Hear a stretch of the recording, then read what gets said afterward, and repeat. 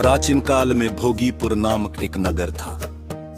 वहां पर अनेक ऐश्वर्यों से युक्त पुंडरीक नाम का एक राजा राज करता था। भोगीपुर नगर में अनेक अप्सरा, किन्नर तथा गंधर्व वास करते थे। उनमें से एक जगह ललिता और ललित नाम के दो स्त्री पुरुष अत्यंत वैभवशाली घर में निवास करते थे।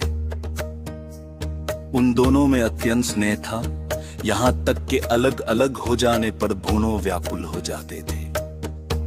एक समय पुंडरीक की सभा में अन्य गंधर्वों सहित ललित भी गान कर रहा था। गाते गाते उसको अपनी प्रिय ललिता का ध्यान आ गया और उसका स्वर भंग होने के कारण गाने का स्वरूप बिगड़ गया। ललित के मन के भाव जानकर कारकोट नामक नाग ने पद भंग होने का कारण राजा से कह दिया। तब पुंडरीक ने क्रोध पूर्वक कहा कि तू मेरे सामने गाता हुआ अपनी स्त्री का स्मरण कर रहा है।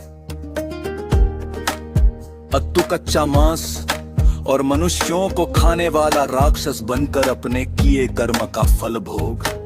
पुंडरीक के श्राप से ललित उसी क्षण महाकाय विशाल राक्षस हो गया। उसका मुख अत्यंत भयंकर, नेत्र सूर्य चंद्रमा की तरह प्रदीप्त तथा मुख से अग्नि निकलने लगी। उसकी नाक पर्वत की कंदरा के समान विशाल हो गई और गर्दन पर्वत के समान लगने लगी। सिर के बाल पर्वतों पर खड़े वृक्षों के समान लगने लगे तथा भुजाएं अत्यंत लंबी हो गई। कुल मिलाकर उसका शरीर 8 योजन के विस्तार में हो गया। इस प्रकार राक्षस होकर वह अनेक प्रकार के दुख भोगने लगा। जब उसकी प्रियतमा ललिता को ये वृत्तांत मालूम हुआ तो उसे अत्यंत खेद हुआ और वह अपने पति के उद्धारता यत्न सोचने लगी। वो राक्षस अनेक प्रकार के घोर दुख सहता हुआ घने वनों में रहने लगा। उसकी स्त्री उसके पीछे पीछे जाती और विलाप करती रहती। एक बार ललिता अपने पति के पीछे घूमती घूमती विंध्याचल पर्वत पर पहुंच गई, जहां पर श्रृंगी ऋषि का आश्रम था। ललिता शीघ्र ही श्रृंगी ऋषि के आश्रम में गई और वहां जाकर विनीत भाव से प्रार्थना करने लगी। उसे देखकर श्रृंगी ऋषि बोले कि हे सुभगे, तुम कौन हो और यहाँ किस लिए आई हो? ललिता बोली कि हे मुने, मेरा नाम ललिता है। मेरा पति राजा पुंडरीक के श्राप से विशालकाय राक्षस हो गया। इसका मुझको महान दुख है, उसके उतारता कोई उपाय बतलाइए।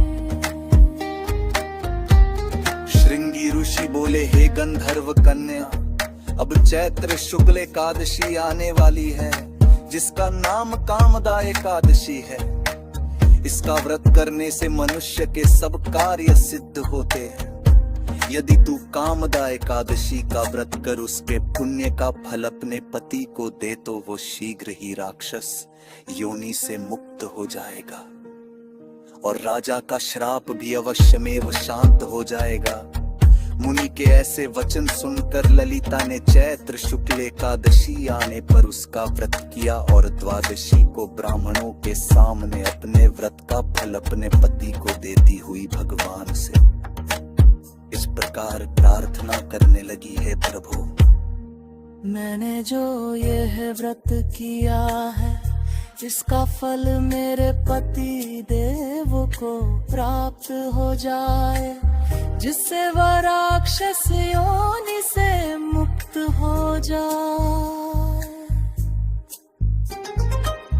एकादशी का फल देते ही उसका पति राक्षस योनि से मुक्त होकर अपने पुराने स्वरूप को प्राप्त हुआ। फिर अनेक सुंदर वस्त्राभूषणों से युक्त होकर ललिता के साथ विहार करके लड़ा।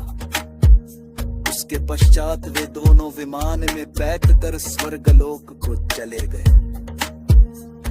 वशिष्ठ मुनि कहने लगे कि हे राजन, इस व्रत को विधि पूर्वक करने से समस्त पाप नाश हो जाते हैं तथा राक्षस आदि की योनि भी छूट जाती है। संसार में इसके बराबर कोई और दूसरा व्रत नहीं है।